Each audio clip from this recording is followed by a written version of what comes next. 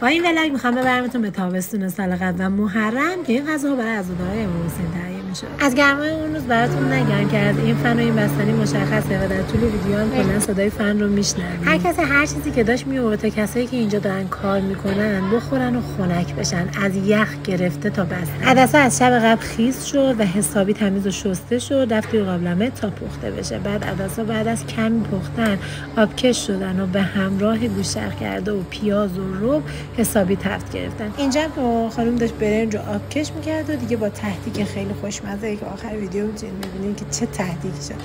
مواد لابلای برنج ریختن، اینجا هم کاغذا رو گذاشتن. اگه کسی میدونه که این کاغذا رو چرا گذاشتن تو کامنت ها بنویسید. بعد از پخت برنج کشمشی که با کره تفت داده شده به همراه برنج سفید و گوشت چرخ کرده لایه لایه ریخته میشه و بعد بهش زعفرون اضافه میشه و حسابی مخلوط میشه که برای روی عدس پلو استفاده میشه. اینجا هم که حسابی کره بارون شده و آماده سرو.